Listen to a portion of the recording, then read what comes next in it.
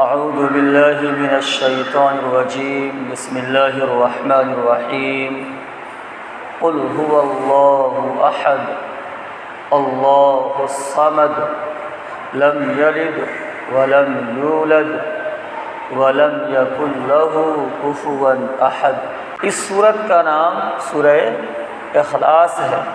دیکھنے کے اعتبار سے یہ سورت بہت ہی مختصر اور چھوٹی سی صورت ہے، مگر فضائل کے اعتبار سے یہ بہت ہی بڑی صورت ہے۔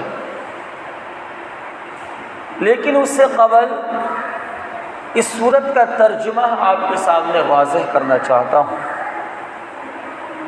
قل هو اللہ احد، اے نبی اکرم صلی اللہ علیہ وسلم، آپ لوگوں سے کہہ دیجئے هو اللہ احد، وہ اللہ جس کے بارے میں تم پوچھ رہے ہو، جس کے بارے میں تم سوال کر رہے ہو، وہ اللہ ایک ہے۔ اللہ الصمد، اللہ وہ ہے جو بے نیاز ہے۔ لفظ الصمد جس کے کئی معانی نقل کیے جاتے ہیں، مفسرین سے بھی، تابعین سے بھی اور صحابہ کرام سے بھی۔ الصمد ایک معنی صمد وہ ہستی ہے جو بالکل نڈر ہو، کسی سے ڈرتا نہ ہو۔ صمد وہ ہستی ہے کہ ساری دنیا کے فنا ہونے کے بعد بھی وہ باقی رہے۔ صمد وہ ذات گرامی ہے جس کی سرداریت اور جس کی سیادت بالکل چوٹی تک کے پہنچ چکی ہو۔ صمد اس ہستی کا نام ہے جس کے سارے انسان محتاج ہو۔ صمد اس ہستی کا نام ہے کہ ہر مصیبت زدہ جس سے اپنی مصیبت کے وقت میں مدد مانگتا ہو۔ صمد اس ذات گرامی کا نام ہے جو نہ کھاتا ہو نہ ہی پیتا ہو۔ صمد اس ذات گرامی کا نام ہے جو ہمیشہ سے ہے اور ہمیشہ رہے گا۔ لم یلد ولم یولد، نہ اللہ نے کسی کو جنا ہے۔ یہودی یہ کہا کرتے تھے کہ عزیر نعوذ باللہ اللہ کے باپ ہے۔ عیسائی یہ کہا کرتے تھے حضرت عیسیٰ علی نبی جنا نعوذ باللہ اللہ کے بیٹے ہیں۔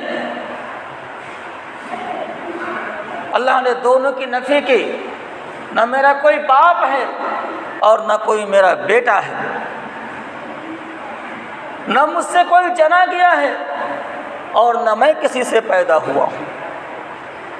اتنا ہی نہیں، وَلَمْ يَكُنْ لَهُ كُفُوًا أَحَدٌ، اور اس کے جوڑ کا، اس کے برابر کا اور اس کے ہمسر کا کوئی نہیں ہے، نہ ہی ذات میں، نہ ہی صفات میں اور نہ ہی طاقت و قوت میں۔ اللہ ہر اعتبار سے اکیلا ہے، اس کا کوئی شریک و ساجی نہیں۔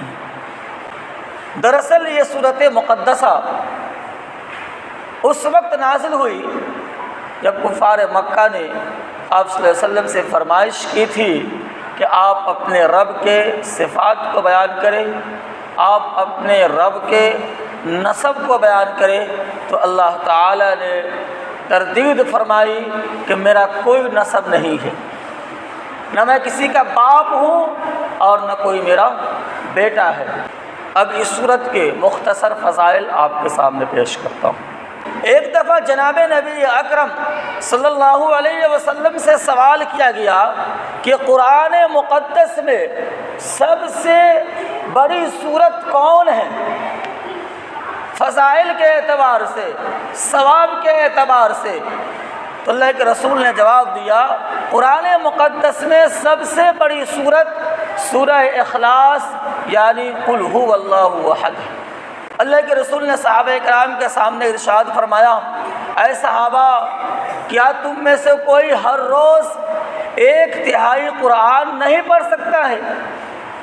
صحابہ نے کہا اللہ کے رسول ایسا نہیں ہو سکتا ہے، کوئی آدمی روزانہ 1/3 قرآن شریف پڑھے، نہیں ہو سکتا ہے، بڑی مشکل ہے، کٹھن کام ہے۔ اللہ کے رسول نے فرمایا سورہ اخلاص ایک دفعہ پڑھ لینا 1/3 قرآن کے برابر ثواب رکھتا ہے۔ جناب نبی اکرم صلی اللہ علیہ وسلم نے ایک اور جگہ پر ارشاد فرمایا جو آدمی روزانہ 200 مرتبہ سورہ اخلاص پڑھتا ہے اللہ تعالیٰ اس کے پچھلے 50 سالوں کے گناہوں کو معاف فرما دیتا ہے۔ نبی اکرم صلی اللہ علیہ وسلم نے ایک اور جگہ ارشاد فرمایا کہ جو آدمی اپنے بسترے پر آتا ہے اور سونے سے پہلے 100 مرتبہ قل هو اللہ احد پڑھتا ہے اور پھر داہنے کروٹ پہ سو جاتا ہے اور اس کا ہمیشہ کا یہی معمول ہے، تو قیامت کے میدان میں اللہ تعالیٰ اس بندے سے فرمائیں گے اے میرے بندے تو نے داہنے کروٹ پہ لیٹے لیٹے سورہ اخلاص کو 100 مرتبہ پڑھا ہے، آج اس کا اجر اور صلہ یہ ہے کہ داہنے کروٹ سے تو جنت میں داخل ہو جا۔ ایک صحابی سورہ اخلاص کی تلاوت کر رہے تھے، اللہ کے رسول نے سن کر فرمایا جنت واجب ہو گئی۔ جناب نبی اکرم صلی اللہ علیہ وسلم نے ایک موقع سے ارشاد فرمایا کہ جو آدمی صرف اور صرف 10 مرتبہ سورہ اخلاص کو پڑھتا ہے تو اللہ تعالیٰ اس کے لیے جنت میں ایک محل بنا دیتے ہیں۔ اگر کوئی آدمی 20 مرتبہ پڑھتا ہے تو اللہ تعالیٰ اس کے لیے جنت میں 2 محل بنا دیتے ہیں، یعنی ہر 10 کے بعد ایک محل، ہر 10 کے بعد ایک محل۔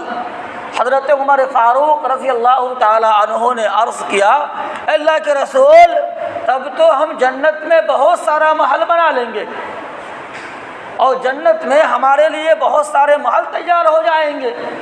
اللہ کے رسول نے فرمایا عمر خدا کی داد و دہش اور خدا کا خزانہ کہیں تیرے وہم و گمان سے بھی زیادہ وسیع اور بڑا ہے۔